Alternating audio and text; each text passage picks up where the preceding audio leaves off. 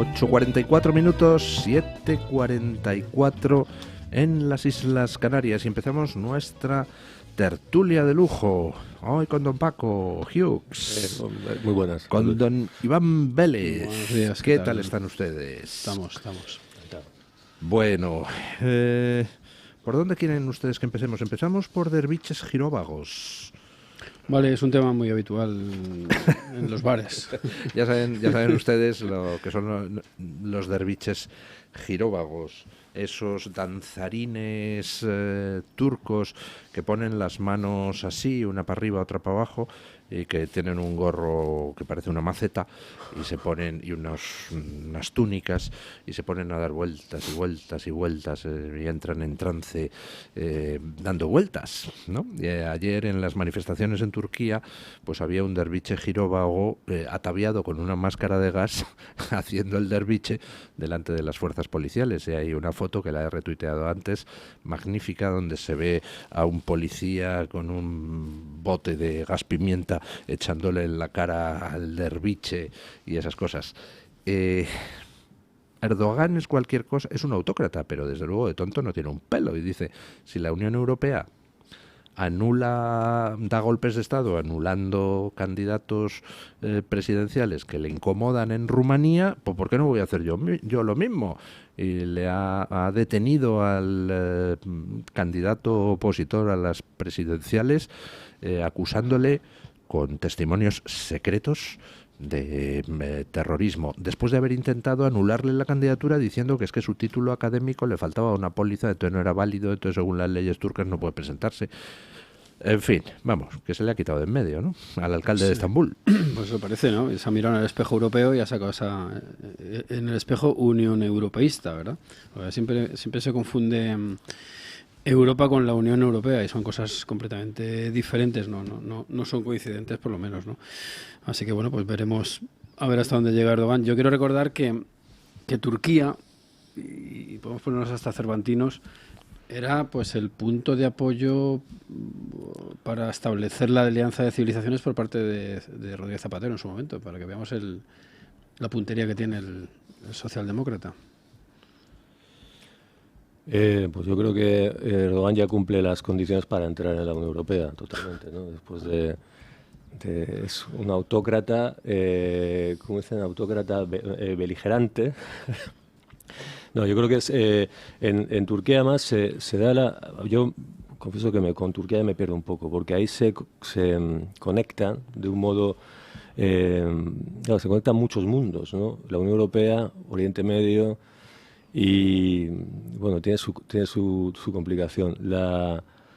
Lo que tiene Turquía es que es eso que llaman un estado civilización, ¿no? Entonces yo creo que en este momento de la historia en el que se va hacia eso de los grandes espacios, y yo creo que es el momento de Turquía, y desde luego parece que las cosas encajan para que intenten una proyección y una reordenación en ese territorio que a mí me excede, pero está claro que Erdogan ha demostrado que es tan demócrata como los unión europeístas. O sea, y ahí hay que explotar bien esa cuestión europea, porque de verdad que lo que estamos viendo en la Unión Europea en relación con la democracia es llamativo, es totalmente llamativo. Es decir, lo que ha pasado, por ejemplo, con Alemania, ¿no? Cómo han aprovechado un parlamento cesado prácticamente, ¿no? Antes de unas elecciones para aprobar de matute, ¿no? Las injerencias en todo el este, una realidad como la española, ¿no? Que parece que aquí la propaganda del Partido Popular hace que Pedro Sánchez sea un elemento contrario a la Unión Europea cuando no es un aventajado. Y bueno, pues si el flanco de extensión es Turquía, pues ya estamos todos, ¿no? Bueno, pues efectivamente están pasando cosas muy raritas. En Turquía tenemos ahora las protestas porque han anulado al candidato presidencial opositor a Erdogan. En Rumanía han anulado al candidato presidencial que iba a ganar las elecciones. Al final ha tenido que llegar a un acuerdo con Simion, que es del ECR, el partido, el Eurogrupo de Giorgia Meloni, y a ese pues no le pueden anular la candidatura, y en estos momentos está encabezando las encuestas, así que le ha salido la operación a la Unión Europea pues un poquito mal, parece. En Serbia acaba de dimitir hace nada el presidente que estaba en el Eurogrupo del Partido Popular en el Parlamento Europeo, en Alemania, efectivamente haciendo reformas constitucionales con un Parlamento caducado. Estamos como queremos, y aquí en España, pues Pedro Sánchez sin poder sacar los presupuestos adelante, y se le está poniendo nerviosa a toda la Unión Europea porque es el único gobierno de la Unión Europea que todavía no ha presentado un plan claro de cómo demonios incrementar el gasto militar al 2%.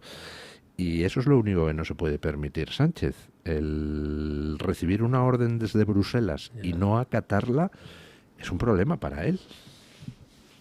Bueno, yo creo que no se lo puede permitir porque efectivamente Sánchez, gran parte de su apoyo viene dado por su docilidad con Europa. Sánchez es un europeísta. Yo creo que debe ser de los, tampoco me dedico a ello todo el día, pero de los pocos que se sigue llevando el rosquillo este de colores, ¿no? Quizá de los pocos que lo mantienen todavía. Gran parte de su poder está en eso, en la docilidad con Europa, y en ese sentido yo tengo que decir que Sánchez acierta, porque España es un país de un europeísmo beatífico, es decir, la solución hasta para los secesionistas siempre es Europa. Es decir, hay muchos españoles acomplejados con Europa, que lo que llamaría Unamuno sufren el papanatismo europeísta, y bueno, pues están encantados y han ido a Europa y en fin, se han dado una vuelta por allí y tal, y se creen que han accedido a un nivel superior. Entonces, en ese sentido, Sánchez acierta de cara a ese colectivo tan europeísta que nos rodea en las calles españolas, ¿no?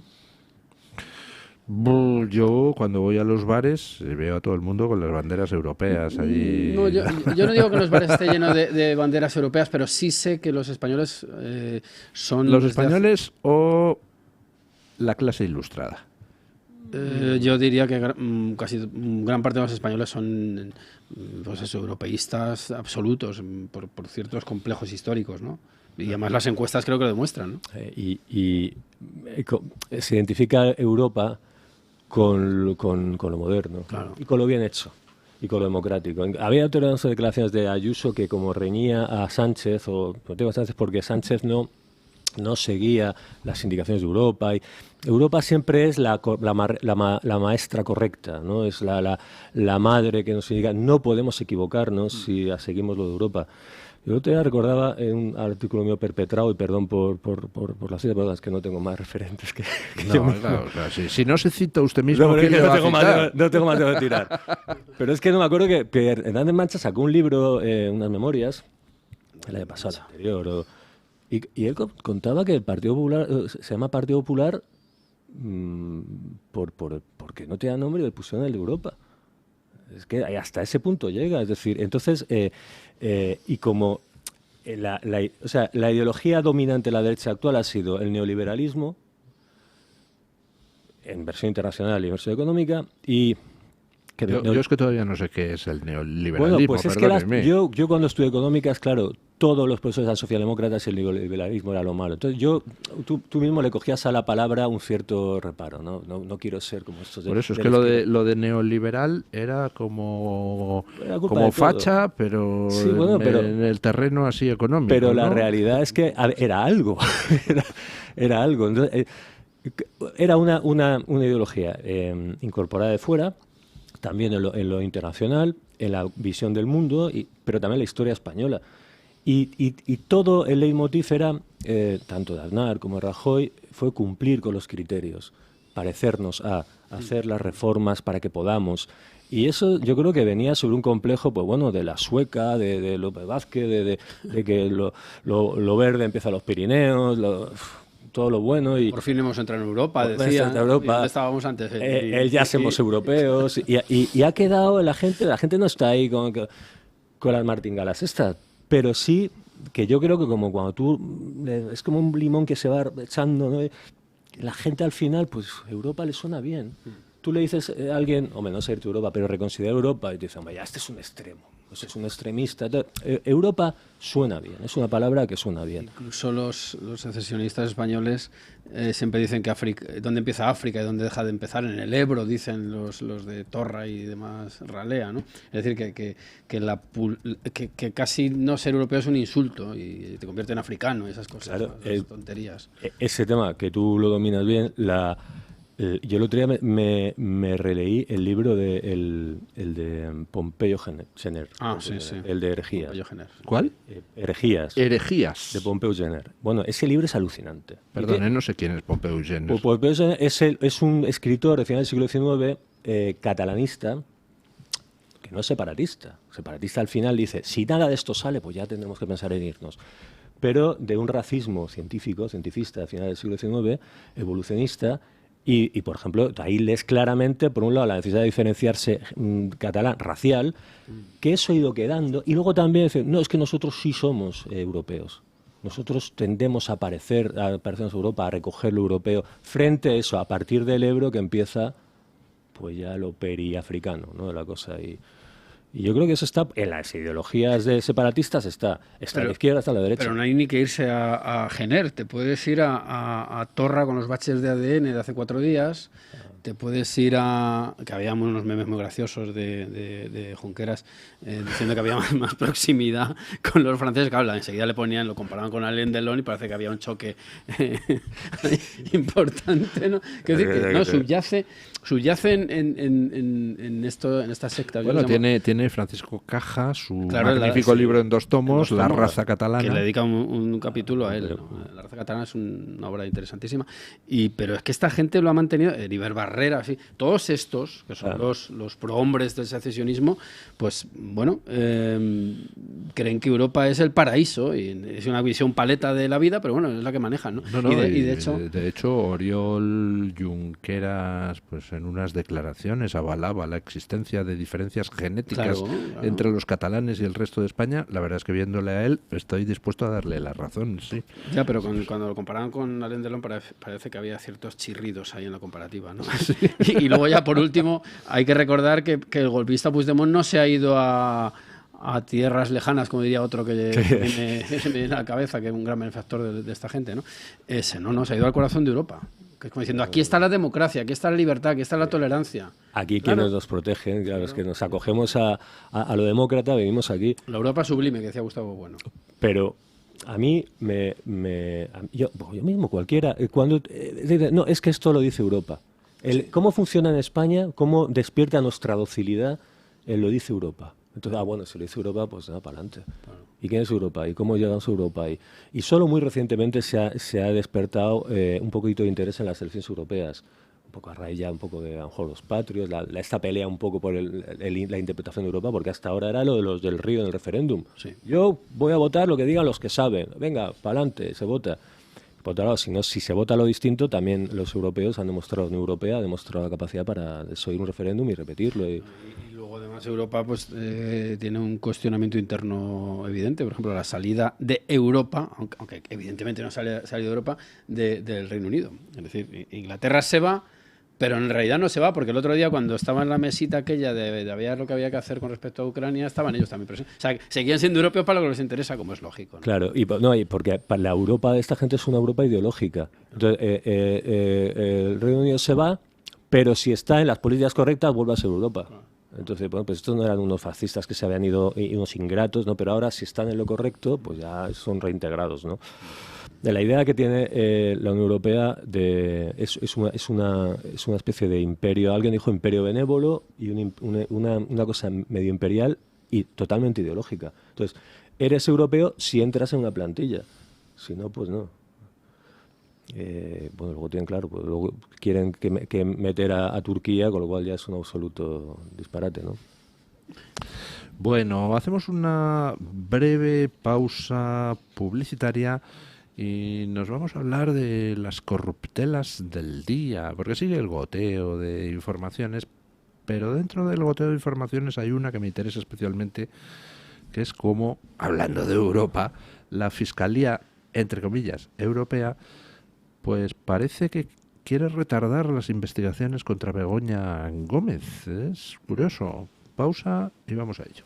Decía antes que dentro de la catarata de noticias de corrupción de hoy, por ejemplo, pues vemos en el Confidencial las fotos de Andrea, Ábalos y Koldo viajando juntos a Colombia poco después de que Ábalos dejara de ser ministro. Nos enteramos hoy de que Óscar Puente todo el dinero que tenía para publicidad radiofónica en su ministerio se lo dio al Grupo Prisa, todo.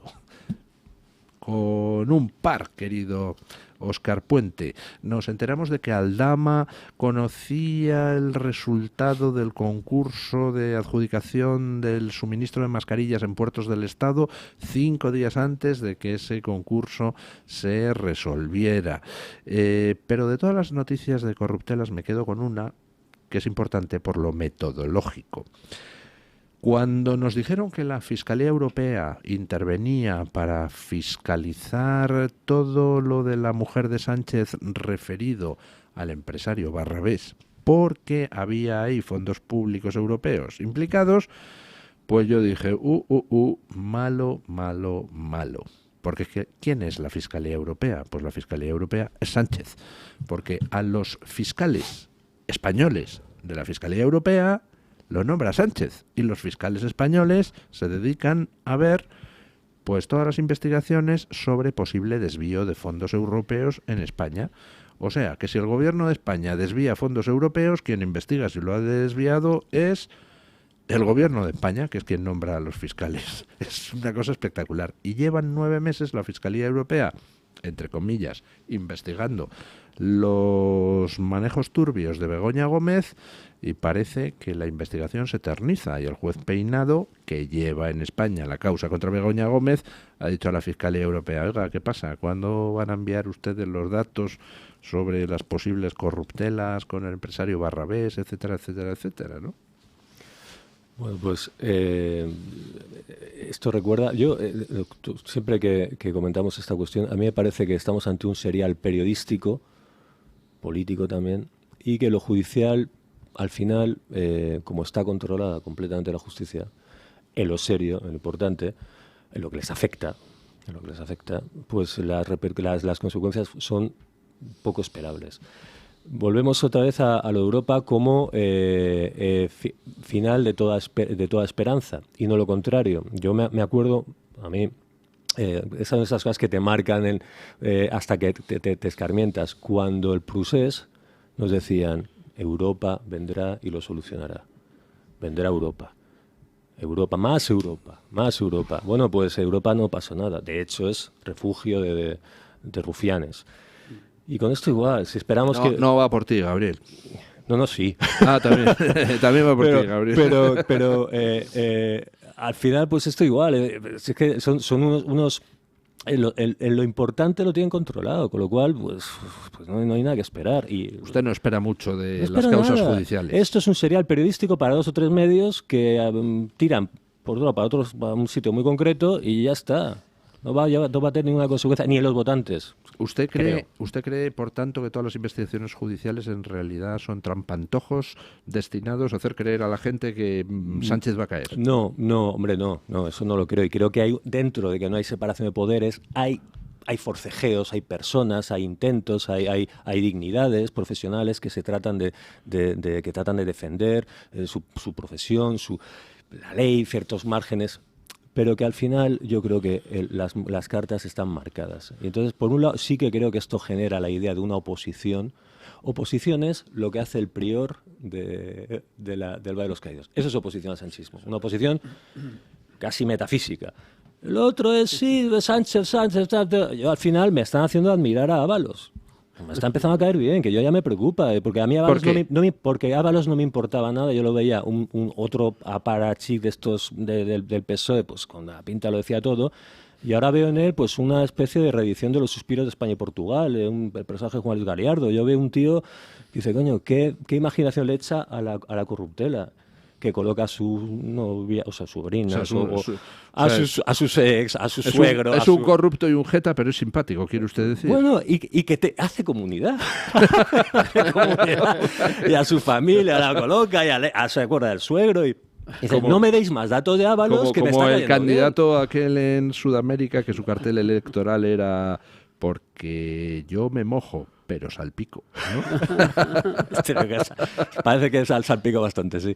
Bueno, y ya callo, le dejo para... No, yo creo que ahí yo creo que Sánchez se aplica la máxima orteguiana de España es el problema de Europa la solución, sobre todo si la solución están teniendo fiscales elegidos por él en Europa, ¿no?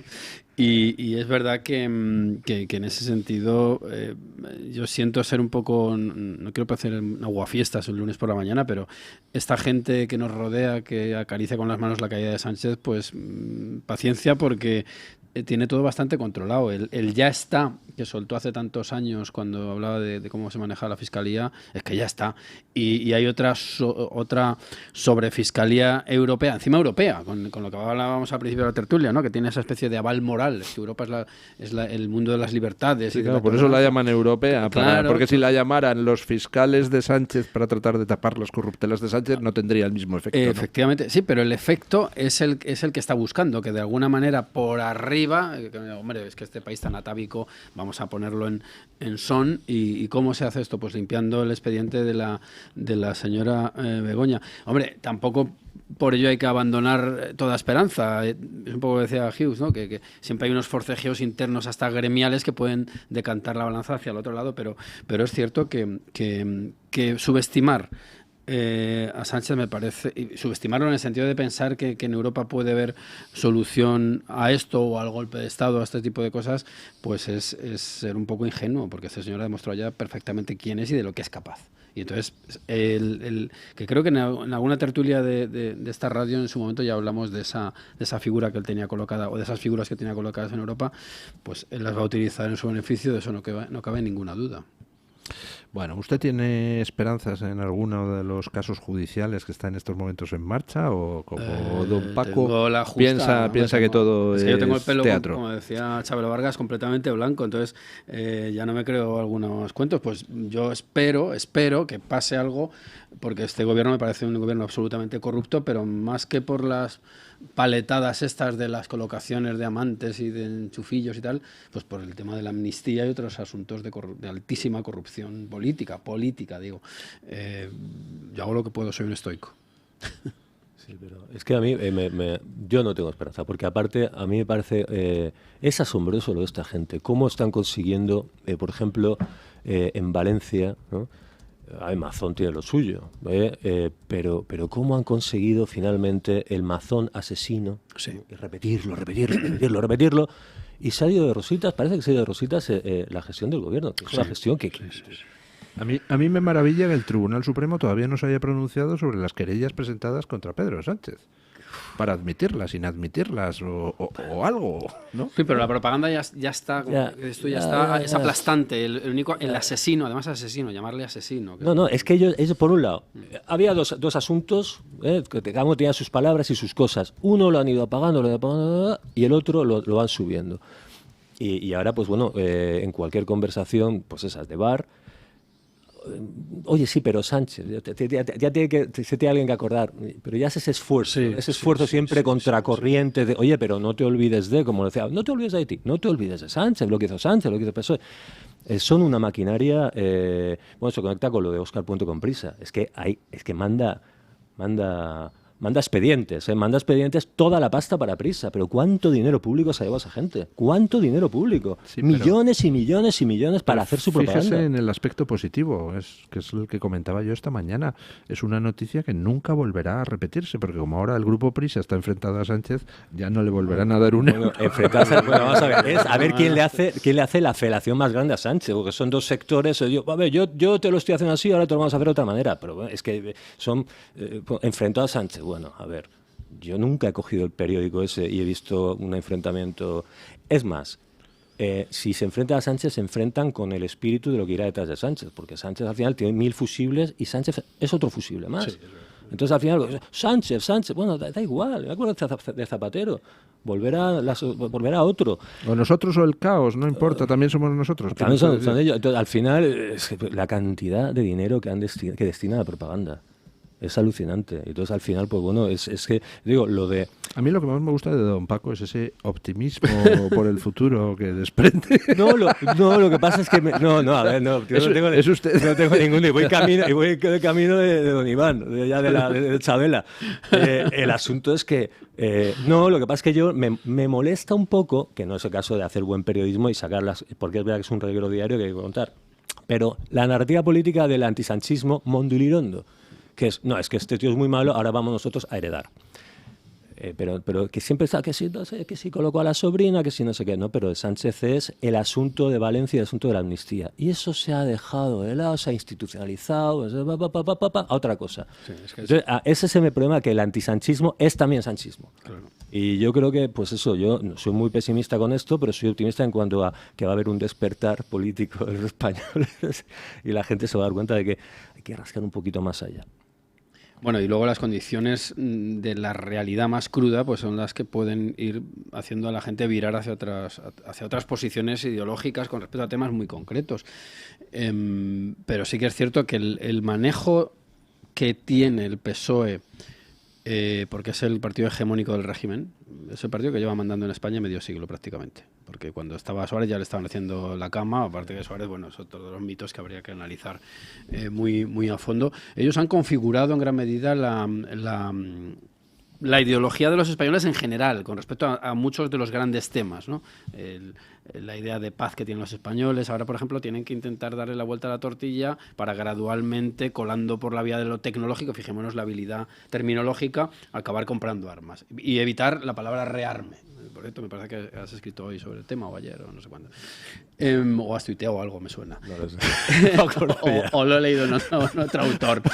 Pero quiero decir que son de una habilidad pasmosa y yo pondría además la lupa en un sector a veces menospreciado, pero que es el que me parece a mí que difunde y propaga ideas con mayor solvencia. Es el sector este del graciosete y del cómico. Esas figuras son absolutamente clave. Tú escribes un ensayo muy sesudo y con mucha nota al pie, no se lo leen 4 gatos, pero te sale un graciosete con la suficiente dosis, y estoy pensando en varios, ideológica disuelta en chistes, y eso es lo que verdaderamente cala, y los lemas, en fin, el aparato propagandístico. Coronavirus y tal, sí. Por ejemplo. La burundanga que meten en las cosas. No, si el tema, la ideología del PSOE es una ideología muy quebradiza, que nadie puede, es la cosa ambiental. Que es lo que va como después o antes, ¿no? Y eso es, joder, es muy difícil de combatir. Y los graciosos son, el arancel del humor catalán. ¿Cuántos nos vienen de Cataluña que después de liarla ahí con la TV3, de hacer su campañita tal, de pagar el tributo al puyolismo y a lo de después, se van a Madrid? Con todos esos tics, la superioridad diferencialista, nosotros somos demócratas, vosotros no, venimos aquí a hacer humor, a reírnos del andaluz, de la Guardia Civil, del cura, de la cruz, de no sé qué, de todos los tópicos. Y yo creo que una generación, o sea, cada español tiene como 3 o 4 generaciones se va a comer de cómicos catalanes. Que si la trinca, ¿no? Estaba la trinca, que luego se forraron con la telebasura. Ahora tenemos a Marc Giro, ¿no? Uno que han colocado en el Late Night Show, no sé qué, dice, pero y entre medias, cuantísimos, ¿no? Muchísimos, es una avalancha. Incluso de periodistas teóricamente conocedores de verdades no reveladas. Estoy pensando en Enric Juliana y gente así, que son una especie de santones que además, con cierta distancia, como diciendo, con cierta pereza, como diciendo, venga, voy a daros varias claves. Como de inglés en la India. Sí. Estoy aquí manca finesa, estoy aquí viendo un poco qué hacen estos aborígenes desde precisamente mi conexión superior con lo europeo, con la Italia, con lo político fino. Con Europa. Y por cierto, ese es Enric Juliana es el político más respetado junto con Aitor Esteban por la izquierda y por el mundo del lavapiés. Juliana tiene un libro con Nudo España, se llama. Yo me lo tengo que fagocitar por cuestiones dietéticas, ¿no? Cosas que pasan. Pues sí, bueno, y eso, y los humoristas tienen el humor ahora en España llaman humor hay humoristas muy buenos, que esos no son tan famosos, pero lo que no dice el político lo dice el periodista. Tenemos un poco esa labor. Y luego, lo que ya ni siquiera el periodista dice, lo dice el humorista. Es un nivel de degradación que va a bajar. Y los humoristas, esos tienen un ejército. Y luego, que es, y dicen barbaridades, el humor. Y luego recursos retóricos que están funcionando muy bien en la España actual, por ejemplo, poner en circulación el término cogobernanza es el que acaba señalando como asesino a Amazon y quitando de la ecuación a Sánchez, que se paseó por allí, le fue agredido, luego estaba bien, nos tranquilizó mucho su estado de salud y no ha vuelto a aparecer por allí. Y ya está, y no pasa absolutamente nada. Ese es el problema, yo creo que de España, ¿no? Que el juego que hay de cacique y capo constante y que quien domina, no me gusta la palabra relato, no me gusta, no soy posmoderno, ¿no? Pero quien domina el marco interpretativo. El marco interpretativo, por ejemplo, pues es el que arroja la culpa hacia el otro, ¿no? Y así está funcionando. Por cierto, que en Valencia, lo de Amazon, si ves desde el principio, yo soy valenciano, sabe don Luis, pero desde muy pronto la pinza entre Sánchez y los nacionalistas. Siempre, porque la primera manifestación, el trabajo sucio, el trabajo de campo, lo hicieron los nacionalistas catalanistas, separatistas de allí, que tienen su público y el mundo de compromiso y tal. Y siempre funciona. Entonces, al final, claro, el dominio televisivo del mundo catalán, el duopolio, más todo lo que tiene el PSOE, pues, hombre, eso es mucho. Eso son las teles, al final, el mundo, el marco cultural, y eso es muy complicado, la verdad, de superar y vencer. Yo creo que, pues no lo sé, serán las condiciones un poco estructurales o las condiciones materiales, serán las condiciones económicas a las que se enfrenta la gente, el cansancio de lo evidente, porque el dominio político que tienen es tremendo.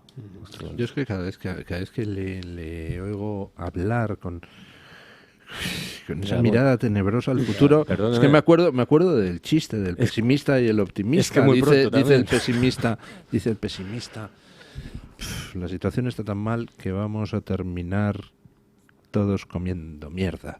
Y le contesta el optimista, ¿qué va, hombre? No va a haber mierda para todos. Sí, bueno, es que ha dicho esto, no queda otra que seguir, pero bueno, yo creo que yo creo que es mejor retratar, o sea, ponerlos, como dirían ellos, ponerlos en valor y valorar lo bien montado que lo tienen. Porque tratándolos de tontos y estos son, y sé que están, yo llevo toda la vida así, y al final pues es que te van sopas con onda, te van dando, ¿no? O sea, ¿usted no tiene esperanza de que el viaje que tiene programado Sánchez a Pekín en abril sea para pedir allí asilo político? Vamos. Como broma me parece buena, pero vamos, no, yo es que decía Iván lo del tiempo que lleva mandando. Yo creo que lleva más que Franco. Sí. Este régimen tiene su desgaste, ¿no? Por ejemplo, el otro día la polémica de Bob Pop, cuando fue Julia Calvet allí a hablar, la que lió el Bob Pop ¿no? Que el hijo de todo. Dijo, hombre, deshumanizáis a los inmigrantes. Y empezó a decirle de todo. Niña mona, no sé qué, extrema derecha, que deshumanizas a la gente, que no tienes entrañas, ¿no? Barbaridades. Sí.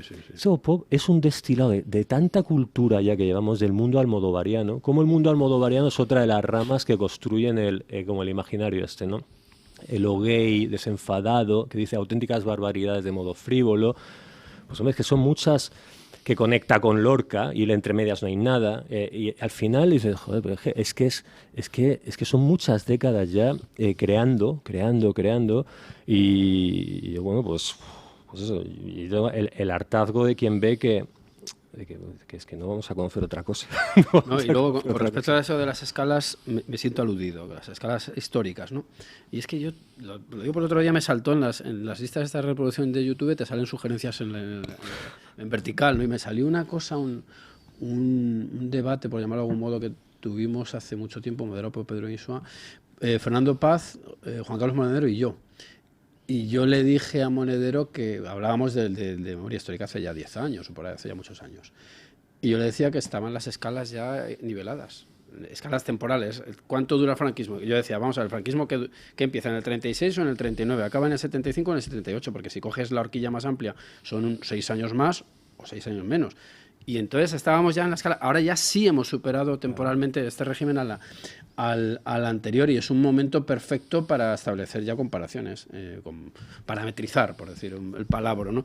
Y es cierto que la hegemonía es absoluta en este tiempo. Sí, el PP ha entrado cuando le ha tocado por cuestiones de alternancia a hacer un poco el trabajo sucio, pero ideológicamente están en las mismas coordenadas, son europeístas los dos, absolutos, y en lo cultural, que es un término también muy complejo, que ha aportado nada, no ha aportado nada. De hecho, se les han reído muchas veces porque decían, no, vuestro referente es Norma Duval. Te iba a decir exactamente, Norma Duval. Norma Duval. Abandonada como referente, que era un buen referente. Claro, era la mujer que decía Aznar. Pero es que ellos además ni siquiera defienden a esos estereotipos que les arrojan a nosotros y que de algún modo podrían utilizarlos. Pues han creído aquello de la sobredosis de laca y cosas de ese tipo, y no han tenido nunca ninguna alternativa, nunca ni la tienen. Para mí hay una cosa dramática, cómo esto ya culmina con lo que voy a contar, cómo han comprado el Sálvame en Televisión Española, por ejemplo, con Belén Esteban y compañía.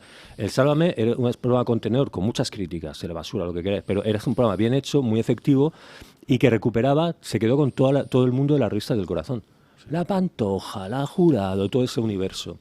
Pues universo, pues un poco de la clásica Maruja, o el Marujo como yo, que a mí me gustaba ver eso, y ahí se recogía todo el mundo cultural del tardofranquismo, los toreros, no sé qué. Se lo fueron quedando, y eso al final, ahí participó Sánchez, cuando empieza la campaña llama allí. Sí, llamó.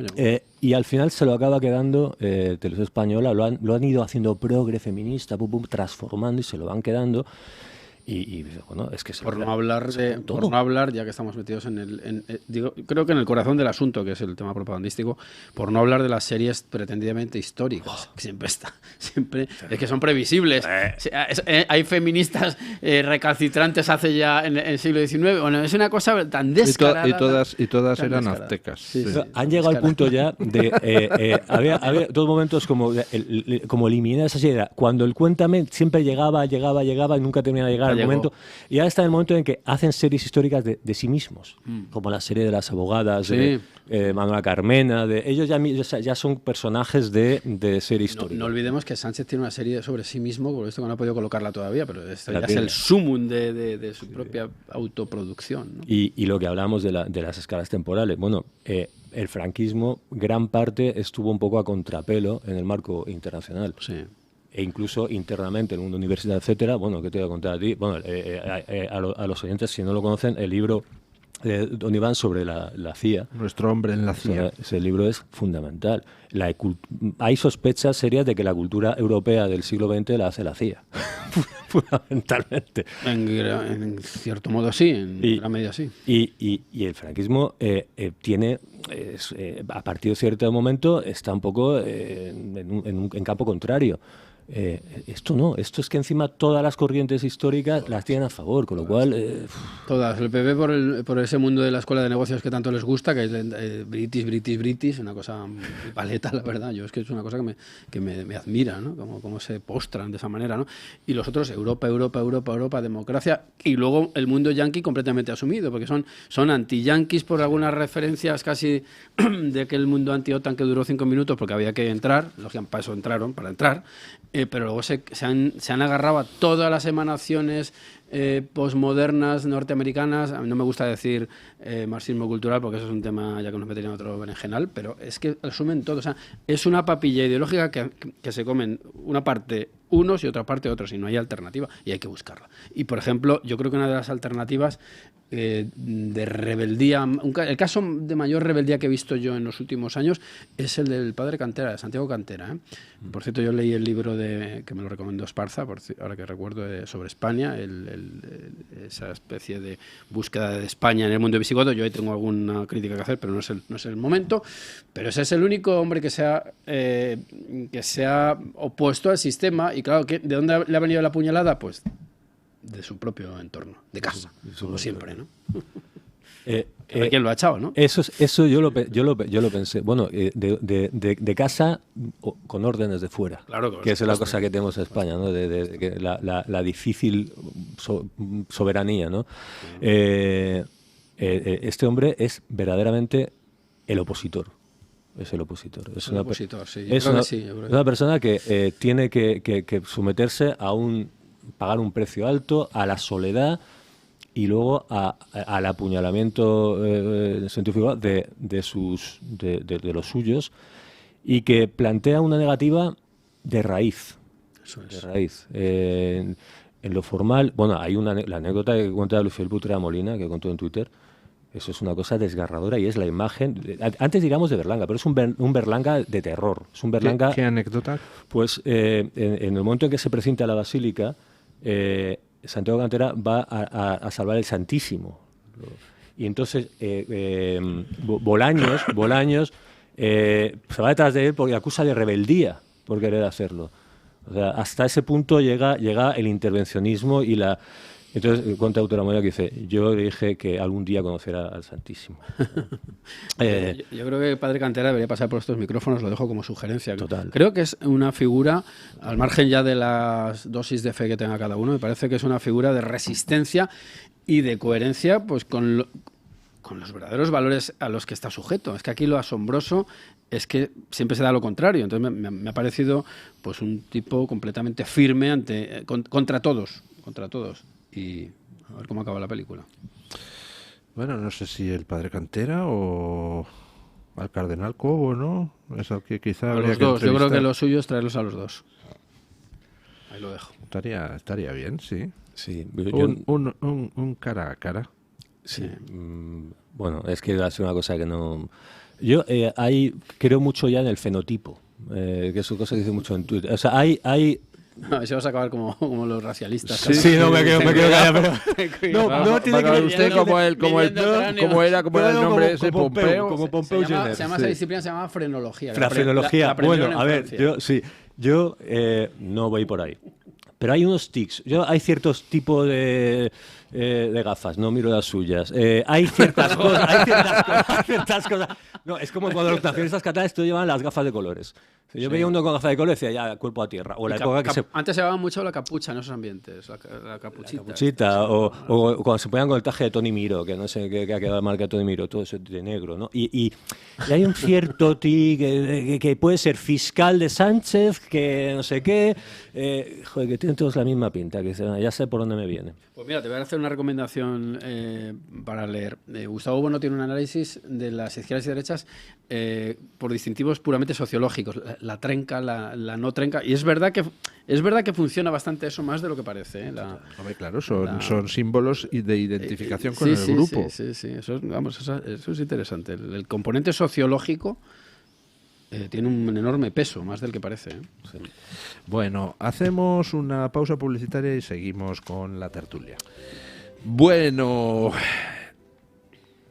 me gustaría que habláramos un poquito en términos un tanto abstractos del follón que hay en Estados Unidos.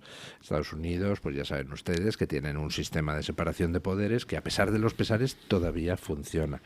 A lo largo de los años la izquierda progre ha ido colonizando el sistema judicial americano porque no se cortan un pelo y siempre lo que han tenido enfrente era el Partido Republicano tradicional, pues que es como el PP de aquí, o sea, de lo que coge y te nombra a su cuota de jueces y al final no sé cómo nos las apañamos, que esos jueces de cuota de la derecha, pues la mitad de las veces votaban con la izquierda progre, ¿no?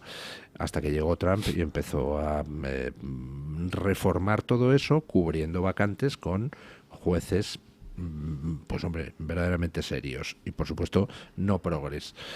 Pero todavía queda más o menos de los como 600 jueces federales de nivel intermedio que hay en Estados Unidos, porque pues hay como 300 nombrados por presidentes progres, Obama, Biden, etcétera, y 300 nombrados por presidentes no progres, la mitad de los cuales son nombrados de hace tiempo, pues por Bush y demás, y adolecen de esa especie de pasividad ante lo progre. Bueno, el caso. Tal como están las leyes en Estados Unidos, un juez federal de Wisconsin coge y te paraliza una orden presidencial en todo el país, lo cual pues es un concepto un tanto demencial. vale que en su circunscripción geográfica paralice lo que quiera, pero en todo el país, pues entonces tienes 300 jueces progres repartidos por distintos sitios, con que uno actúe con criterios políticos, pues ya, en vez de aplicando justicia, pues ya te está haciendo boicot a la labor del gobierno. Claro, pues eso plantea un problema, porque ¿dónde pones el límite? Es verdad que parece que es un poco extralimitarse que los jueces progres juzguen con criterios progres y paralicen acciones del gobierno simplemente porque no les gustan. Eso no parece administrar justicia, pero por otro lado, tampoco podemos dejar que los gobiernos se quiten de en medio a jueces que no les bailan el agua sin más ni más, porque eso conduciría también a una tiranía de signo contrario. Entonces, pues es un debate muy interesante y la verdad es que es de difícil resolución, ¿no? Es de difícil resolución por varios motivos. En primer lugar, porque, claro, el juez y el símbolo de la justicia es la mujer con los ojos vendados, la espada, que es la ejecución de las sentencias, y la balanza, que es, digamos, el equilibrio, medirlas, sopesar, ¿no? Pero es verdad que los jueces pues tienen ideología. Los jueces no son, o sea, no existe. Creo que hubo en su momento, no me acuerdo dónde, un proyecto de hacer una máquina de sentencias, con algo, buscar la absoluta neutralidad, cosa que es verdaderamente imposible, porque la metodología del juez es puramente humana, es decir, no es una cuestión estrictamente mecánica. Entonces, extirpar de algún modo la ideología del juez es dificilísimo, porque incluso imposible. Es imposible, vamos. Efectivamente, todo el mundo tiene su ideología. Porque la terminología, incluso jurídica, por muy neutra que parezca, también tiene carga ideológica. O sea, despojarla del todo es absolutamente imposible. Y luego, por otro lado, aunque se busque la famosa independencia judicial, no olvidemos luego pues que la ejecución o no de las leyes depende valga la redundancia, del Ejecutivo, con lo cual el problema es prácticamente irresoluble. Poniéndonos exquisitos, pues confiar en la pulcritud de los procesos y buscar un método de elección quizá circunscrito a los jueces puede ser la solución, pero no olvidemos que esos señores también tienen su ideología y forman familias dentro de ese propio gremio. Así que yo creo que no aporto ninguna solución, sino que se puede poner un ejemplo muy fácil. Imagínense ustedes a 300 Cándido Condepumpidos colocados por el Partido Demócrata en puestos de jueces federales, ¿no? ¿Ustedes esperarían que administren justicia o que hagan política? Pues harán política. Claro, ¿cómo contrarrestas eso? Pues tienes que hacerlo sin poner en riesgo la independencia judicial. Pues es complicado el debate. Es que ese es el debate. Con la cuestión de Trump, que es un tema fundamental, el tema político fundamental probablemente de los más importantes que hay ahora, es por todos los temas que toca. Siempre miramos a la cuestión internacional, pero yo creo que la madre del cordero está en lo que pasa en Estados Unidos internamente. Lo que algún autor ha hablado de autor de verdad, no como aquí firmante, ha hablado de contrarrevolución.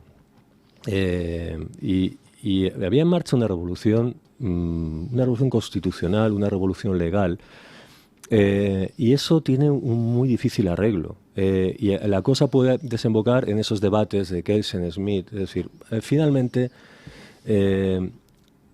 hay una guerra por la Constitución americana. Y fundamentalmente había el trumpismo, digamos, tenía quejas con dos cosas, con esos jueces legisladores y con el vinculado al Estado profundo con el Estado administrativo. Esa maquinaria burocrática que en sí mismo era un poder, era otro poder, como un cuarto poder, y desarticular eso encuentra enormes dificultades en un país en el que sí hay separación de poderes y sí puede salir un juez y paralizar al Ejecutivo. ¿Qué se hace contra eso? Pues yo creo que esa es la guerra interna que tienen, y durante todo este tiempo hemos estado escuchando lo contrarios a la legalidad, a la democracia, que era cualquier cosa que hiciera Trump, ¿no? Era la propaganda, no lo etiquetaba así. Ahora sí que puede haber tensiones reales con los poderes, porque me parece a mí que es la última oportunidad que tienen por digamos, conseguir reapoderarse su Constitución. Y fundamentalmente hay dos visiones. O hacerlo por las buenas o hacerlo un poquito por las malas. Es utilizando las propias herramientas o devolver la cuestión a la situación anterior o utilizar las herramientas de los progresistas, que es otra tentación. Esa apisonadora legal y las instituciones para tirar hacia adelante. Yo creo que esa es la cuestión más candente de qué va a suceder con la democracia americana, tensionada por una auténtica revolución interna, por una mutación, pues un poco como pasa aquí. Y al final, la realidad es que puede haber separación de poderes, pero hay detrás una guerra ideológica profunda y yo creo que el mundo de Trump no va a parar. O sea, no se pueden permitir ser derrotados, porque la siguiente se ha laminado completamente cualquier forma de oposición. Yo creo que aquí vamos a presenciar en esa lucha entre los poderes hasta dónde puede llegar, por ejemplo, el Doug de Elon Musk, ¿no? Es decir, bueno, pues y aquí se mezcla realmente el engranaje jurídico con la decisión detrás, con la política fuerte detrás.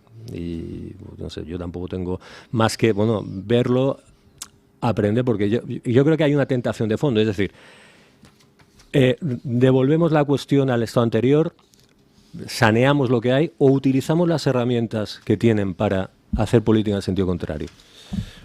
Hombre, yo creo que hay que hacer política en sentido contrario, pero porque es que la alternativa no es entre una visión progre y una visión no progre, no, la alternativa es entre democracia y no democracia, porque lo que ha sido la revolución progre en los últimos años ha sido un intento de sustituir la voluntad popular por la voluntad de unas élites. Exacto. Eso es fundamentalmente antidemocrático, es lo que hemos estado viendo, por ejemplo, también en Europa, con lo cual hay que utilizar las herramientas del Estado democrático no solo para frenar lo que llevan haciendo décadas y para revertir lo que han hecho, sino para consolidar que no se pueda volver a hacer nunca eso de arrebatarle al pueblo la capacidad de decisión. Entonces, Trump es fundamentalmente la revitalización y revalorización del Ejecutivo. ¿Hasta dónde puede el Ejecutivo en una democracia? Y en la democracia, que es en Estados Unidos. Y esa es la cuestión.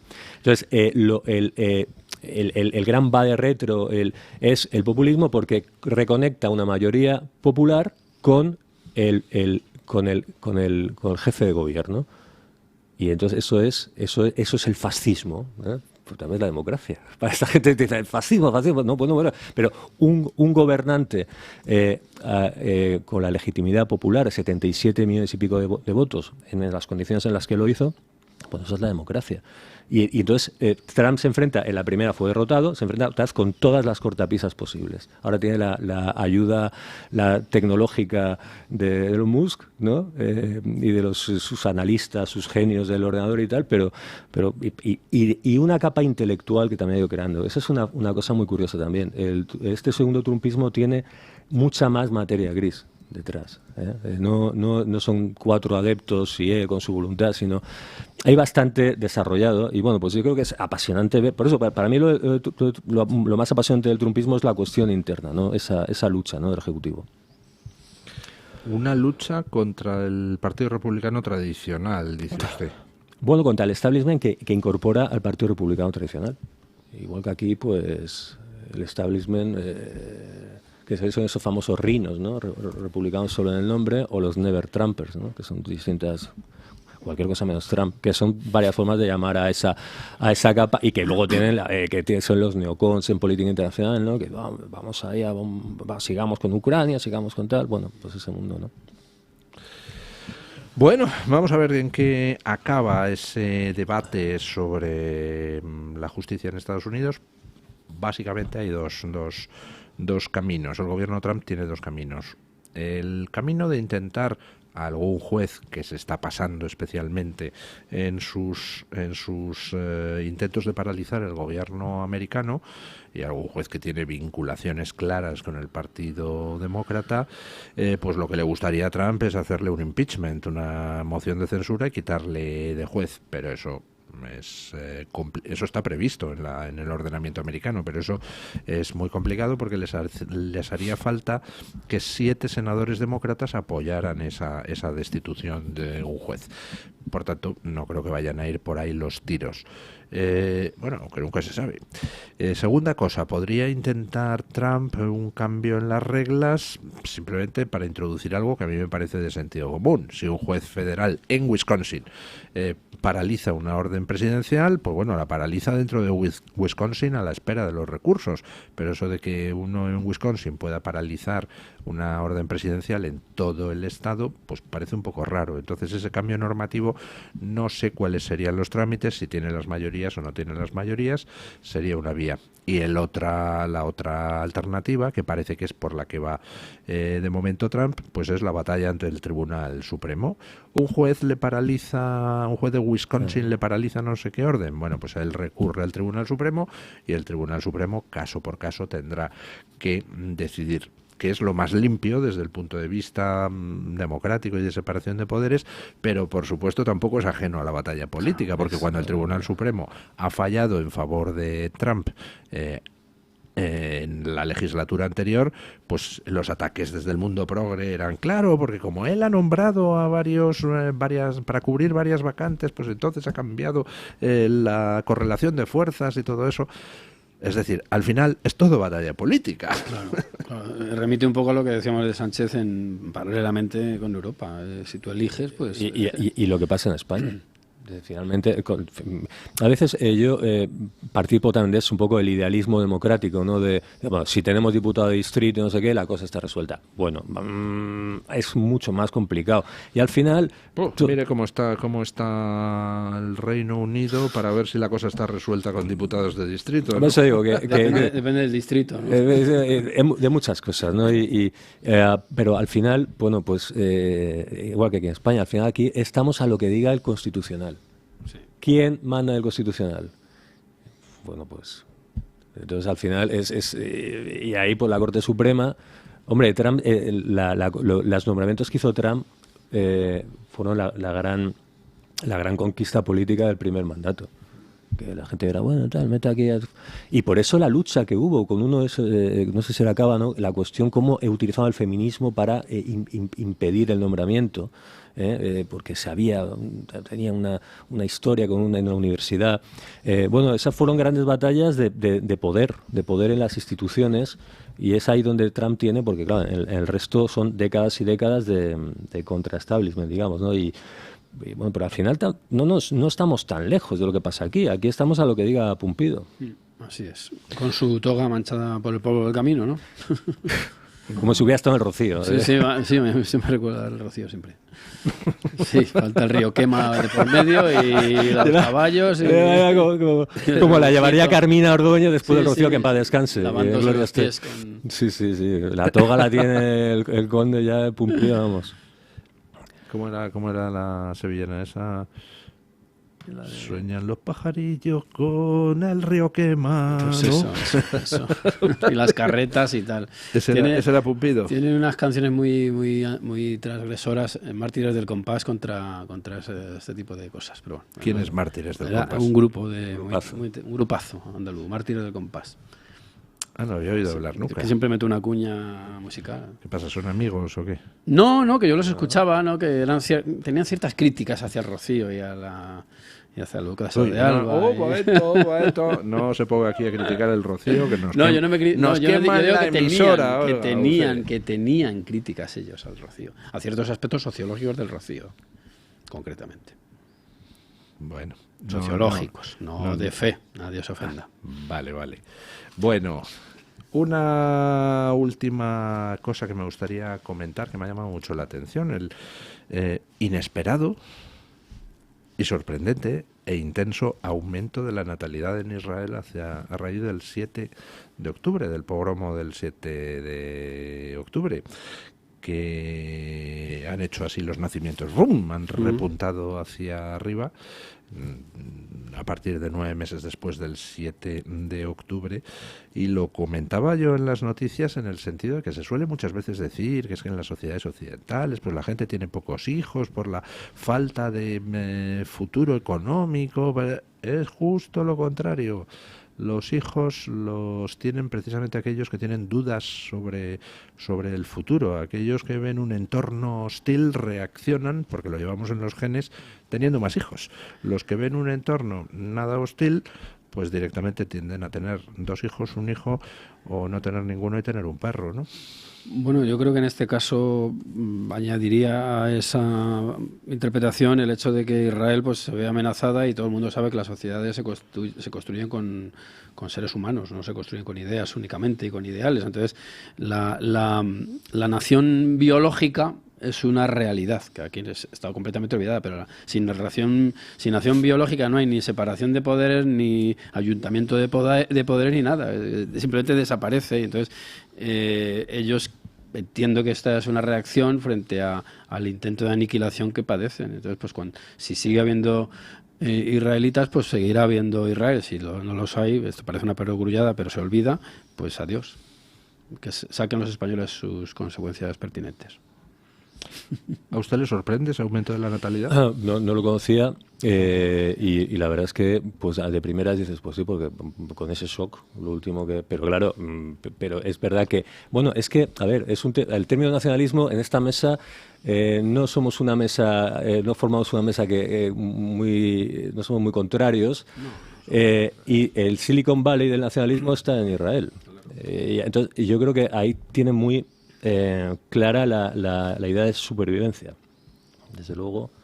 Entonces, a veces siempre hemos comentado, hay una política muy a favor de Israel, pero para unas cosas, pero no para otras. Oye, ¿por qué no incorporamos algunas cosas de defensa de la propia, ¿no? Y es verdad que empieza por la natalidad.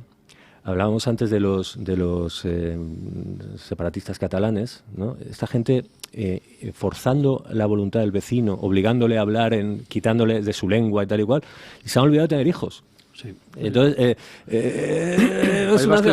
es un nacionalismo que se ha quedado a mitad. Sí, bueno, vale, lingüísticamente todo esto dominado, ¿no? Todos los ámbitos oficiales están dominados lingüísticamente. Pero estáis a los hijos de los demás. Claro. Vais a enseñar catalán a los hijos de los demás. Entonces, la nación empieza por eso, porque haya gente. En los vascos les ha pasado lo mismo, y yo recomiendo que la gente consulte los trabajos de Alejandro Macarrón, de la Fundación Renacimiento Demográfico.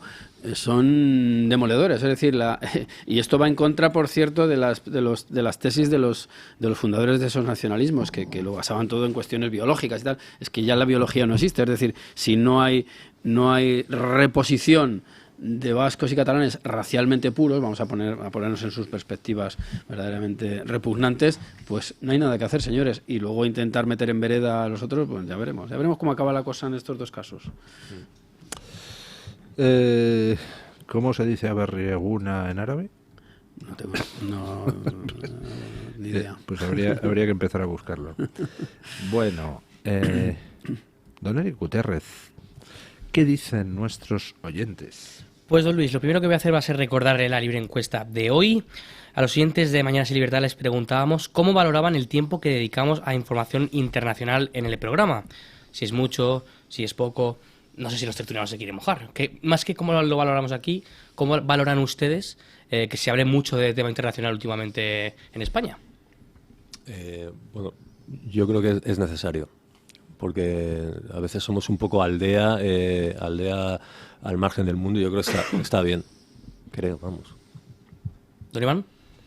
Bueno, depende también de qué entendamos por internacional. Pues entiendo que ahora mismo, puesto que estamos vinculados al Imperio Americano desde el año 53 y un poquito antes, pues es lógico que se hable del Imperio Americano, lógicamente. Y puesto que estamos en una lucha de plataformas imperiales, como siempre se ha estado, pues es lo normal. Me imagino que si este programa se hubiera hecho en los años 80, estaríamos hablando de USA y de la URSS, pero estamos en otro contexto, ¿no? Bueno, ¿qué dice la audiencia? Pues la audiencia, don Luis, ya centrados en Mañanas en Libertad, les dábamos 4 opciones. Es demasiado, es el correcto, es muy poco y yo qué sé. Pues ha ganado con un 70%, es que es el correcto. La gente de Luis está de acuerdo con que el tiempo, que en general últimamente pues es cierto que es gran parte de la información, o digamos 2/3 o la mitad de la información es internacional, pues la gente está de acuerdo porque creen que es mucho más importante en estos momentos esa información internacional. Después ha quedado en segunda posición, es demasiado, con un 12%. Cierto que es segunda, pero a mucha diferencia del 70% que cree que es correcto. En cuarta posición, la gente, yo qué sé, ha dicho yo qué sé, no, ni le importa ni le da importancia, con un 11%, muy cerca de ese 12% de la opinión de es demasiado. Y por último, el 7% ha dicho que es muy poco. O sea que entre el 70% y entre el 77%, perdón, de la suma de los dos, entre es correcto y es muy poco, la gente está muy, muy a favor, don Luis, de que siga usted por ahora por ese camino de la internacionalidad o que incluso vaya a más. Ya lo ve en la libre encuesta. Si quieren le leo alguno de los comentarios, que había muchos en referencia, pues que está muy bien hablar de tema de Ábalos, bueno, lo llamaban de otra manera, pero bueno, el tema de Ábalos, de cosas que pasan aquí, pero que al final todo lo que pasa afuera nos acaba remitiendo a España. Le leo el primer comentario de Rocío RD, que nos dice: en un mundo globalizado no queda otra, es de caretos mirarse solo el ombligo como hacen en los medios generalistas. Es que es eso, es que al final estamos en este mundo completamente globalizado para absolutamente todo, pues las noticias todavía más. Por ejemplo, Hombre Tigre nos dice: pienso que es demasiada, sé más de lo que pasa en Estados Unidos que en España. Hombre, ya hemos visto que no todo el mundo piensa igual. Hay gente que prefiere que se hable un poco más de España. Es el caso en este caso de Hombre Tigre. No creo que se llame así, pero bueno, ese es su nick, ¿no? Nos dice Simanares, y dice: cada vez somos más los que vivimos fuera, por lo tanto, sí interesa la información internacional. Ya no solo hablando de la gente que vive aquí, ¿no? Es que hay mucha gente que nos escucha de fuera, no solo españoles, gente de otros países, Hispanoamérica en general, pues bueno, también están desde otro enfoque, pues interesados por esa información internacional. Le leo un par de comentarios más. Nos dice Alba Monasterio: es correcto, pero poco. Estamos en un mundo globalizado y estamos dentro. La información internacional es fundamental. Y por último nos dice Carlos López: a mí me gustaría más información internacional. Lo que ocurre en España es totalmente dependiente de lo que ocurre en el mundo. De hecho, el enfrentamiento entre el socialismo globalista y los patriotas defensores de las naciones democráticas es completamente global. Bueno, pues para los que han dicho que las noticias de internacional son pocas, una última hora que veo que pone Principia Marsupia en Twitter. Erdogan no solo está encarcelando a sus rivales políticos. Esta mañana han detenido en sus casas a varios de los fotoperiodistas turcos más conocidos. Entre ellos, por cierto, a uno de la agencia France Press. Pues nada. Veremos. Golpe de Estado en marcha. Muchas gracias, don Iván Vélez. Muchas gracias, Hughes. Muchas gracias, don Eric Gutiérrez. Gracias a ustedes que nos han mandado sus opiniones. Y ponemos punto final a la tertulia con ayuda de nuestro amigo don Paco Linares, que quiere reflexionar sobre cómo en España la ingratitud es políticamente correcta. Buenos días, don Paco. Lo de ser ingrato en España es rigurosamente cierto. Cuando alguien lo ha dado todo por el bien común y sin hacer daño, nadie se lo reconoce. Buenos días, don Luis del Pino, y gracias. Incluso renunciando a prebendas y honores, el que recibe de quien le da suele tener, desgraciadamente, dos sentimientos. Uno es que me lo merezco, y otro, bueno, es su trabajo. Todo menos agradecer los dones y los servicios recibidos. Un ejemplo clarísimo es el de la Guardia Civil y la Policía Nacional, que se juegan la vida y ni siquiera se les reconoce que son profesionales de altísimo riesgo. También pasa con los médicos, algunos periodistas entregados y muy poco reconocidos. El mes pasado falleció doña Margarita Gómez Blanco, viuda de don José Utrera Molina. Su funeral se celebró aquí, en Madrid, en la iglesia de San Jerónimo el Real.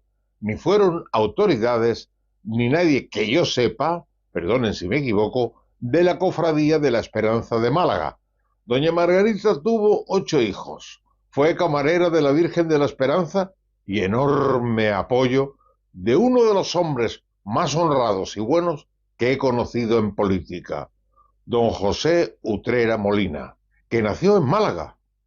Fue abogado, graduado social, gobernador civil de Ciudad Real, de Burgos, también fue gobernador civil de Sevilla, ministro de la Vivienda, ministro secretario general del movimiento, autor del libro autobiográfico Sin cambiar de bandera.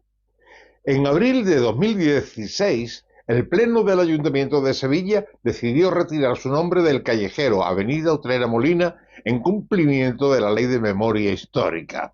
En Málaga se le retiró el título de hijo predilecto de la ciudad y la medalla de la ciudad, y además diferentes distinciones por mor de la memoria histórica. Allí se celebró en Málaga un acto multitudinario en su honor por el desagravio recibido. Don José Utrera solo en Málaga construyó 4.500 viviendas para los ciudadanos más modestos, creó la gran avenida de Andalucía y la universidad laboral que llevaba su nombre y también se lo quitaron. Curiosamente, el título de hijo predilecto se le dio siendo presidente de la Diputación de Málaga el actual alcalde de la ciudad, ahora en el Partido Popular. Como decía al principio, en España, los ingratos son políticamente correctos. Un servidor intenta no serlo. José y Margarita descansen en paz y mi más sentido pésame a su familia y a todos los que saben guardar gratitud en su corazón. Mañana más y mejor. Punto final.